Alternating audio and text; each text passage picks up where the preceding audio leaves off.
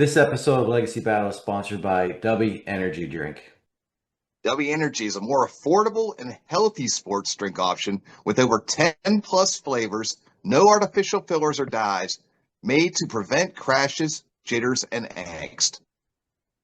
Go to www.wdubby.gg and order your sports drink today. Put in the promo code Legacy Battle for a 10% discount. Thank you for watching.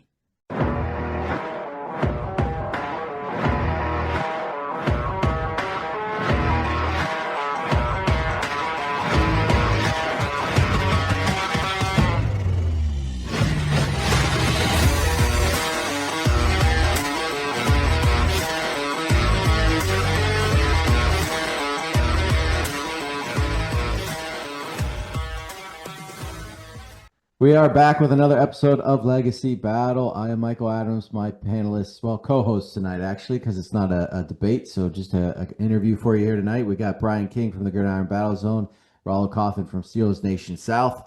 Our interview is with a former PGA Tour golfer. He played at 5 majors and is an SEC champion. And you know we love our Pittsburghers here on this show. His dad is a famous Pittsburgher. We're going to ask a question about that in our Q&A, but we want to welcome Bob Friend. Bob, thank you so much for coming on. Nice to be here, Michael. Thank you very much for having me. Excellent. We got some questions lined up for you. We're going to start with Brian. Go ahead. So, Bob, for the folks out there who maybe do not know, could you tell us a little bit about your earliest exposure to the game of golf and who most inspired you to go that direction in your life? Well, I mean, obviously, having a famous father, a famous athlete, I was always attracted to that. But I started playing golf when I was about 13 years old. My father joined Oakmont in 1972 after his baseball career. He pitched with Pittsburgh from 51 through 66. Well, Pittsburgh from 51 through 65, the Yankees and the Mets in 66. And then he retired. And so from 67 to 72, he joined the Pittsburgh Field Club. And then he got an invitation to join Oakmont in 1972. And he obviously took advantage of that. And I started caddying out there when I was probably like 11, 12 years old. Members' kids could caddy out there. They can actually still caddy out there now. And then in 1978, they had 1978 PGA Championship at Oakmont Country Club. I was 14 years old. This was when PGA Tour professionals could still use club caddies, the local club caddies for caddies. Doesn't happen anymore. But I got a bag in the tournament. I had a club professional. His name was John Bonella, and he was from Olathe, Kansas. And he qualified from the National Club Professional Championship. At that time, they took 40 players. So he finished in the top 40 of the National Club Professional Championship. And he was very close friends with Stan Thirsk. So Stan Thirsk was a longtime golf professional at Kansas City Country Club and taught Tom Watson how to play the game of golf. And so we played our Monday, Tuesday, Wednesday practice rounds with Tom Watson, Stan Thirsk, my guy, John Bonella, and Andy North, who was a 1978 U.S. Open champion. He and Watson were very, very close friends. So Monday, Tuesday, Wednesday of the PGA Championship, I was inside the ropes with Tom Watson. And I'll never forget, my guy did not make the cut. Poor guy shot 88, 83, and missed the cut. I went out there and watched the rest of the golf tournament as a young 14-year-old kid, and I'd just been playing a little over a year, 2 years. And I remember on Monday morning, my father at that time was in the insurance brokerage business. And, breakfast time, he's getting ready to go to work. And he said, what'd you think about that? I said, that was the coolest thing I have ever seen in my life. And I said, that's what I want to be when I grow up. And so I made a decision right then and there when I was 14, what I was going to do. But with my parents, I had all the support that I needed. And just, it was Katie bar the door. And with my dad, with his long career, 3,611 innings over a 16-year career, never missed a start. I got my work ethic from him. And so literally for me, it was early on and then all through my PGA Tour career. And then later on the Champions Tour, I played, 17 events. You could not outwork me. If you got out there at 7 o'clock in the morning, I'd get out there at 6. If you got out there at 6, I'd get out there at 5. So, I think the impetus was just, being the son of a famous sports personality. And then, the up close and personal contact with Tom Watson, Just the bug kind of bit me, and I knew what I wanted, I knew what I had to do, and I had the guidance and the support of my family.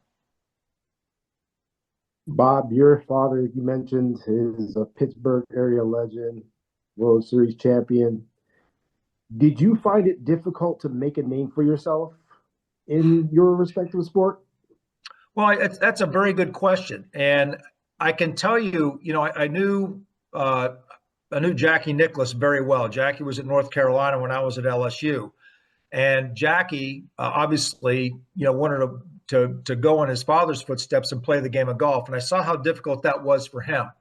For me, it really wasn't that difficult because I was playing a different sport than my father had, but there were still some people there. I remember, playing in junior golf tournaments in Western Pennsylvania, and I'd hear a snide remark, get done playing, people say, oh yeah, you'll never be as good as your father was in baseball, this sort of stuff. But for me, that literally was just like opening up the door and just throwing coal in the furnace. I mean, for me, all it did was just like, it literally was just putting more coal on my fire. It never discouraged me. It just made me even that more determined to make it. So, what went into your decision to go? I'm going to guess 15, maybe 1,600 miles away to college at LSU, and the '86 SEC championship team. How many of you guys actually ended up going pro? That's a great question. So, my first recruiting trip was what got me on the national stage was qualifying for the United States Junior Amateur Championship in Fresno, 1981. I went out there, played in Fresno, and I made match play. And then I started really getting recruited pretty hard by a lot of big schools. My first recruiting trip was to Oral Roberts, and I went down there on a recruiting trip. Now, again, Oral Roberts had a very good golf program at the time. They didn't have any football, but they had a great golf program, very good in baseball and very good in basketball. And I'll never forget, I was 18 years old. At this time, all the various states, you could drink beer, like not in Pennsylvania, but in Louisiana and in Oklahoma, drinking age was 18 for beer and wine. And so I went down on my recruiting trip. I played golf, actually played golf with Oral Roberts himself at Southern Hills, where they played PGAs and US Opens. That was their home course. And then that evening went out with pizza with the golf team, the baseball team. And we're there. After pizza, we're at a bar. Again, it's 18 years old, and we're there, and we're crowded around and all like huddled over in this corner. And there's a lot of really good looking girls, like all over the place. And we're like all like sequestered over in this corner. And I finally asked the question, why are we all over here when all the action's over there?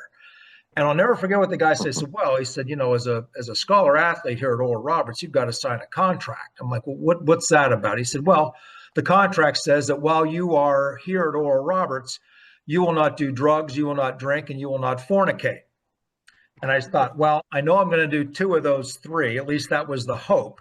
And then so I went to LSU the next week, and I went and I played with the golf team. We went out to pizza and had a great time. It was a normal experience. And I just went down there, and the number one consideration that I had was I did want to go to a school in the South. Watson was my hero, but I read all of Nicklaus's books, and Nicklaus said that he would never learn how to play on Southern grasses until he moved to Florida in 1970. And I thought, well, I know how to play on Northern grasses. I really don't know what a Southern grass is, but if Jack says that's what I got to do, that's what I got to do. So I knew I wanted to go to a big school in the South. I also wanted to go to a school with a good football program, great sports program. But most importantly, I want to go to a school where I knew that I could start playing as a freshman. And I went down there, and LSU was in a little bit of a transition at the time. And I played with the guys on the team. And I thought, I can beat these guys. And so went there. And then the last day of my recruiting trip before I was going to fly out, the coach took me down to Tiger Stadium, and he showed me the tiger in the tiger cage, Mike the Tiger, famous tiger. And I just thought, this is the coolest place that I will ever go. And I actually signed a letter of intent after I came back to Pittsburgh, canceled the rest of my recruiting trips. And if I had to do it all over again, I would have done exactly the same way, because LSU is, I bleed purple and gold, coolest thing, coolest place on earth. I got there my freshman year. We did not make the NCAAs. And then my next 3 years, we finished ranked the top 10 in the country. And as you alluded, we won the Southeastern Conference as a team my senior year in 1986 with Rob McNamara, Tommy Mudd, Jody Mudd's little brother, Emlyn Aubrey, who's from Reading, Pennsylvania, and then, of course, David Toms and myself. So the guys that from that particular SEC championship team, 3 of us played on the PGA Tour. David Toms obviously had the most success. David was the number 1 ranked junior in the world at the time, and he came in. I was a senior when he was a freshman, and he had always had the ability to shoot really low numbers. But as a freshman, he's a little bit inconsistent. Didn't really work as hard as he probably should have. And then after his freshman year, I was gone, but sophomore, junior, senior year, I mean, he was Katie barred the door. So from that particular team, a total of 3 of us ended up playing on the PGA Tour. And then ironically, I'm actually going to Keswick Hall in Virginia, where Rob McNamara is the general manager. And we have about 20 to 25 former LSU team members that are getting together for a reunion on the 24th, 25th, 26th. And Tom's is coming in. Aubrey's coming in, Tommy Mudd will be there, and Rob McNamara will be there. So and our golf coach is going to be there. So it's going to be a really nice get-together at the end of August, and it's the first time we've gotten together as a golf team since we won that championship in 1986. Yeah, Emlyn Aubrey's been a guest on our show. Good guy. He's beautiful. Emlyn Aubrey has 2 speeds, slow and stop. I mean, Emlyn literally, I don't think he has a pulse. He's as cool as a cucumber. One of my all-time dearest friends, love him to death. Roomed together our freshman year in the athletic dorm, and then we roomed together on every single trip, on away trip at LSU, and then on the PGA Tour when our families weren't out, wives were out, families were out. Emma and I would room every single week on the PGA Tour. Love him to death. Nice. So, Bob, the 1991 Ben Hogan Fort Wayne Open, really big win for you. It actually went 4 extra holes until you were able to win it with a birdie. So what did that first big win mean to you? Well, it was huge. I mean, at that time, I shot, obviously you know what you shot. I shot 71. These were when the Ben Hogan Tour events were 54-hole events. I shot 71, 66, 64, got into a 3-way playoff with Jerry Anderson of Canada and Dennis Trixler, and I hit it about 1.5 feet on the 4th extra playoff hole with a sand wedge in my hand, won the tournament. I mean, for me, it's one of those things where I've won at every level. And it was one of those things where, Jack Nicklaus always famously said, winning breeds winning. And so when you win at that level, it breeds confidence. And, I went on to have a very nice year. And then I went into PGA Tour qualifying in the fall of 91. And, I've been through there, I'd be classified as a journeyman. And just the confidence from winning. And, at that time it was $20,000 for first place. It was the most money I'd ever made as a young professional. And it's just kind of a springboard to everything else. And to this, still to this day, when you sit there and you talk to other guys that have played on the PGA Tour, have had some success on the Korn Ferry Tour, even in their 40s, 50s, when you can play, you can play. And that never leaves you. But that was going into the PGA Tour qualifying in 91. It was the easiest pass I've ever had at PGA Tour qualifying because I hit the ball so damn well. Out of 108 holes, I think I probably missed like a dozen greens the whole week. And we played at Greenleaf, West, and South. And at that time, very, very long golf course. Greenleaf West was about 7,500 yards long. You're playing with Pilota golf balls. And, Metalwood's just come out playing Big Bertha driver, the original Big Bertha. But it was just, the confidence you get from winning and winning at that level and beating your peers, it never leaves you. It was a springboard for me to move on to bigger and better things. So you've played in 3 playoffs in your professional career. How much more pressure are you feeling when you're going one-on-one with a golfer, winner take all, and especially in 1993 against a guy like Jim Furyk?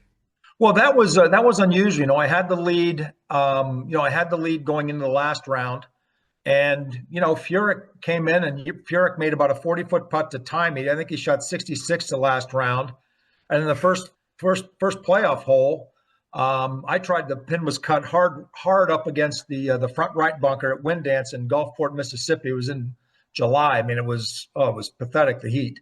And I tried to stuff it in there. Furyk hit it about 35 feet past the hole, 35 feet past the hole. And I hit bunker shot out probably about 2 feet. And once you know it, that damn Jim Furyk made his. And so the playoff was over. And then, again, in 1998, I lost a sudden death playoff to Billy Andre, the Bell Canadian Open. I started working with Bob Rotella in 1992. Now, these guys on tour, God love them. I mean, they've got, nutritionists, they've got chefs that travel with them, psych guys, physios with them. They got everything going on. But I started working with Rotella in 92, and you sit there and you take a look at it. When I lost the playoff to Billy, the first thing that he asked me was, what would you have done differently? I said, frankly, nothing. I said nothing. I said I was exactly where I needed to be on every single shot for 72 holes. I was never nervous. I led after Friday. I led after Saturday. And, 72nd hole, I had to make about a 5-foot putt for birdie to get into the playoff, to make birdie to tie Billy. And I did so. And then it just so happened on the he ended up making about a 40-footer on the 72nd hole. Then I had to make my 5-footer, and they beat me in the first hole of sudden death. So it's one of those things you think you're going to get another really good opportunity. Never came. But at the end of the day, I have no regrets. Did everything that I could to win. I thought it was my week. Billy thought it was his week, and one of us had to be wrong. So you played in 4 U.S. Opens, but one of them was in 1994 at Oakmont. My grandmother lived in Oakmont. What did it mean to you to play at that prestigious course on the PGA Tour so close to your home, Pittsburgh? Well, it was wonderful. I mean, unfortunately I never played. I should have played better at U.S. Opens because I was a very, very accurate driver of the golf ball. In most cases, I drive it straighter than you can point. But I put way too much pressure on myself. You sit there, if you have any regrets over career, I would have had a long talk with myself and just say, it's not life or death. Just go get into the process, relax, have fun. But I was very, very focused. I played, I almost qualified to the 83 U.S. Open when I was 19. I missed by, I think, 3 or 4 shots at Sharon Center in Ohio. And then in 84, I qualified as a 20-year-old at Winged Foot. And then I played again at the country club my first year as a professional. But Oakmont was one of those things where, I was just not going to be denied. When obviously I knew it was coming to Oakmont. At that time I was playing on the Nike Tour. I'd lost my card. Played 92, 93 on the PGA Tour, and then 94, lost my card. And I was playing very well. I had like 3 top 10 finishes. I think I finished second. I had a second and a third early in the year. So I was playing well. When I got to Johnstown at Sunnyhanna Country Club, where the second stage of qualifying was 36 holes, I think I shot like 68, 66, and I think I won the medal by 5. So to me, it was just literally, you would have, in order for me to not make it, you would have had to have cut off my head and hide it. So I was very determined, got there. And at that time I was living in Jupiter, Florida. I'd been married about a year and was living in Jupiter. My parents still lived. My dad passed away in 19. My mother still lives in the same house that they purchased in 1974. And my wife and I stayed with my parents across the river in O'Hara Township. And then I remember it was a wonderful week. I remember it was very, very hot. Heat indexes were probably 110 degrees. And I remember Sunday night, came in, I played the Nike event in Cleveland, got in, and, my dad said, what are you going to do? And I said, look, I've played, 500-600 rounds at Oakmont. It's going to be hot. I'm not going to wear myself out. I'm going to get out there about noon on Monday, hit a few balls, pick up my courtesy car, and then play a practice on Tuesday. So I get out there, I take my dad with me. Obviously, he's very, very proud. All the members are very happy to see one of their own playing in the U.S. Open. And I remember getting my car, registering, going down to the range, hit some balls. And then I hear this voice. It's probably like around 1 o'clock, 1:30. It says, "Hey, Bobby." I turn around, it's Arnold Palmer.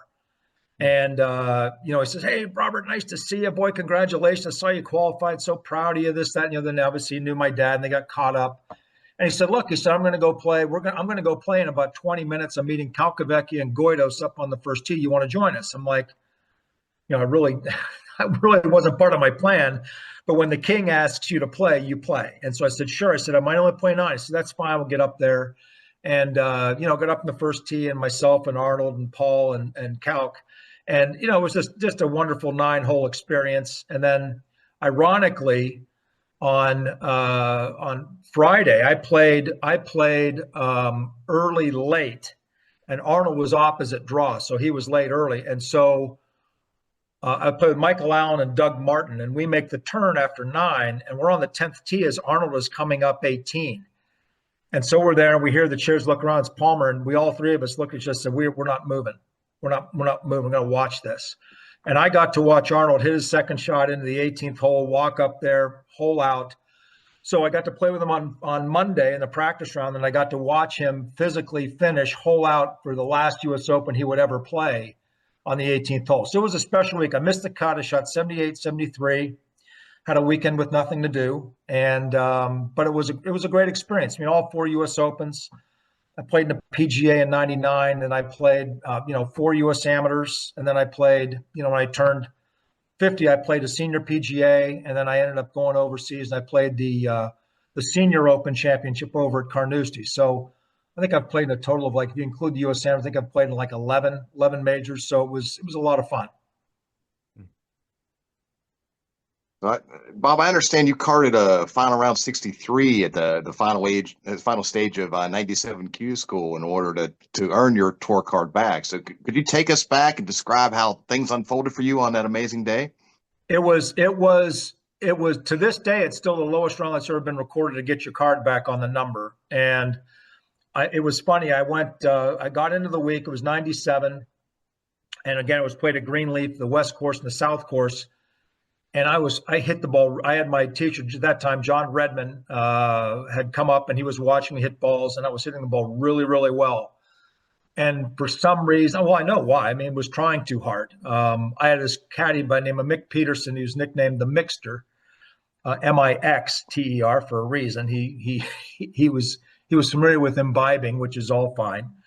And I remember the first 5 rounds, or I should say the first 4.5 rounds, I literally couldn't put the ball in the ocean at high tide. I was hitting these greens. I made absolutely nothing. And I remember we were playing at that time, I played the back 9 first at Greenleaf West. And so I finished my 9th hole on the 18th hole. And I remember I had 18 feet coming down the hole for birdie. It's a par 5, long par 5. And I hit this putt, and I missed the putt, and it breaks to the right. And I've got 2 feet coming back, and then it breaks to the right again. So it basically crossed me up. 3-putted from 18 feet. I am madder than a hornet. And my caddy, Mick, goes to me. We're walking over to the first tee to play we have 27 more holes left. He goes, he pulls me aside. He said, look, are you having any fun? I said, no. He said, neither am I. He said, look, we're not going to get our PGA Tour card back. He said, let's make sure we're fully exempt for the Nike Tour, and let's just move forward, and let's just have fun here the last 27 holes. So I went out, and I shot 4 under par on the last 9, shot 4 under par on the last 9 to shoot. I think I ended up shooting 71, which was 1 under that day. And then the last round, the 6th round, I'm playing the South course, which is admittedly the easier of the two. It was more narrow, but it wasn't as long as the West course. And I remember, waking up in the morning and just getting myself in the proper frame of mind, which is basically nothing is going to bother me today. I'm just going to go out, going to have fun, and I'm not going to get worked up about anything. And for some reason, I got to, Mick and I, we shared a condo together, and got to the car to put the clubs in there. And for some reason, I just looked at him and I said, 63 gets it done. He says, yeah, let's go and have it happen. And lo and behold, I was 8 under par for the first 3 holes. Or excuse me, 8 under par for the first 11 holes. And so up until then, I just felt I just had to continually make birdies, because I knew that in my mind, I just knew I had to shoot 63. If I shoot 65, people are going to pat me on the back and say, nice round, friendly, but I'm still playing on the Nike Tour. The goal is to be playing on the PGA Tour. And up until when I hold it was actually the longest putt I made all day was 25 feet. I mean, I was hitting it all over the pin. I made that 25-footer on the 11th hole to go to 8 under par, and now I actually had something. So I got up on the 12th hole. It's about a 375-yard par 4, and it's hit like a 2-iron off the tee, just one of those layup type holes. and I put this weak swing on it, and we're walking out there, and Mick grabbed me and he just said, "You don't have anything yet." He said, "Don't come out here and start guiding." He said, "Well, let's continue to make birdies." And he was right. So I ended up birdieing number 17 to go to 9 under par. And then on 18, I actually hit a really good shot. It's a 3-wood. It's a little dogleg left, about 420 yards. I hit 3-wood up the left-hand side, and the ball kicked hard into the trees on the left. And so I got in there, and I'm in the trees, and I have a little gap there going towards the pen. And he looks at me and just says, "Don't even think about it." He said, "Get the ball back into the fairway." So I pitched the ball back out, had about 115 yards, hit it in there about 20 feet, 2-putted. And it took me, I was so into the moment on each individual shot that I had no idea what I had shot. I knew it was low, but I couldn't remember the holes. So it took me about 10 to 15 minutes to get out of the scoring tent because I couldn't remember it. Mick was behind me. I had a friend who was out there following me. And ended up, lo and behold, I shot 63. And then the Golf Channel comes, and NBC Sports was doing a special on PGA Tour qualifying. I drive over to Greenleaf West, which is literally on the other side of the street, go to the scoreboard, take a look at it, and everybody wants to interview me because the words are, "Oh my God, Bob Friend just shot 63. And I said the same thing. I said, "Guys," I said, "I don't want to put the black cat bone in my pocket. I don't want to put the mojo on this." I said, "I'm not talking to anybody until it's done." And I literally sat there on the putting green at Greenleaf West with my head laying down on my golf bag, laying on my back. And this friend of mine, who was from New Hampshire, was down in Florida, and he kept coming back and giving me updates. And lo and behold, it was good enough. And I did all the interviews, but it was, I called my wife. That time we had pay phones, didn't have a cell phone. And she couldn't believe it. And it was a career. It was a life-changing event. Because 98 was the year after that was the best year I ever had in the PGA Tour. So it was a round I'll never forget. And I wish I didn't have to go to Q school as many times as I did, but what doesn't kill you makes you tougher, I guess. So you kind of answered my question, my next question, but so we're going to pivot. Who would you put on your Mount Rushmore of golfers? Personal favorites. Well, first of all, in terms of the greatest, so if we're talking the greatest, so the 4 heads up there, Jack Nicklaus is number 1. Tiger Woods is just behind him, just because of Jack's record in the major championships. I'd probably say Jack Nicklaus, Tiger Woods. I'd probably say Ben Hogan, and then I would say Arnold Palmer. Arnold Palmer, one of the things that gets lost with Arnold is that he was such a good guy. And he was such an ambassador for the game, but everybody kind of gets lost. I mean, the guy won 62 PGA Tour events, 62. He won 7 major championships. On top of the fact that he created all of this wealth for PGA Tour members from the 60s on. But Arnold Palmer was a ninja. I mean, Arnold Palmer was as tough as a Marine Corps sniper. So I would put Nicklaus, Woods, Hogan for his ball striking and his precision, and Arnold Palmer. That'd be my Mount Rushmore.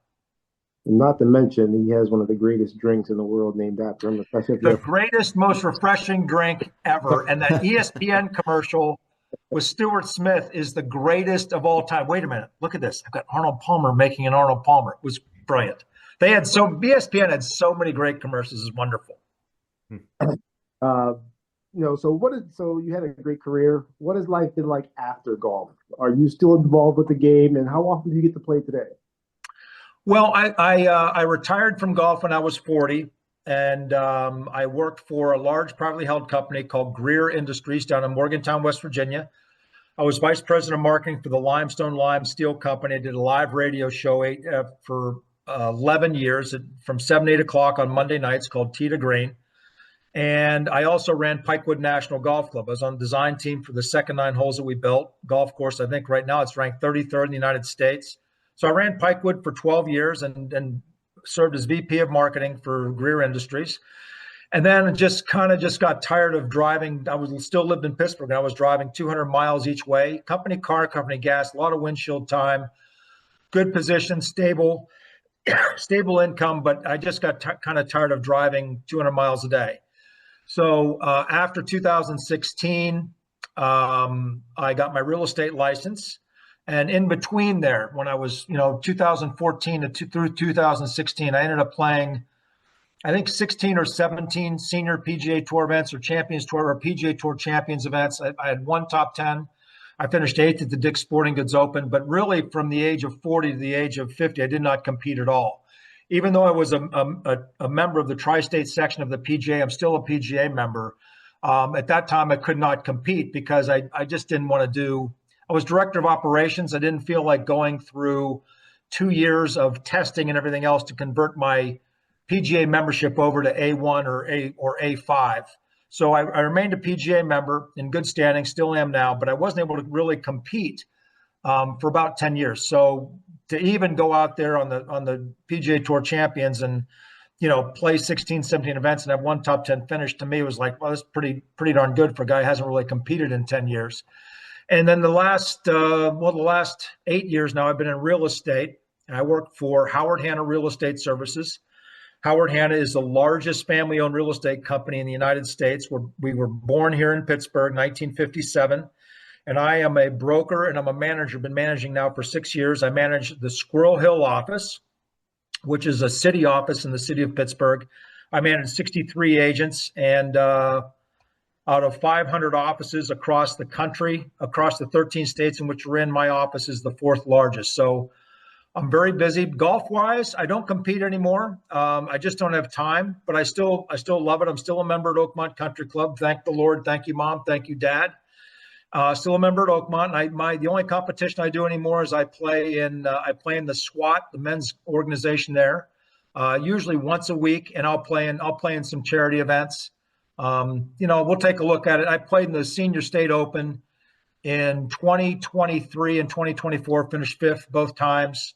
But for the most part, I really don't compete anymore. I'm 61, been there, seen it, done it, loved it. But right now it's watching my youngest Andrew, who's 25. He's playing the state amateur this week over in Scranton. And then my oldest, Charlie, is into the game as well. And my daughter, who lives in New York City, she also plays. So very blessed with what the game of golf has given me. And I'm very blessed that the Lord blessed me with 2 wonderful parents that were very supportive and a great sister. So I've been very, very blessed my whole life.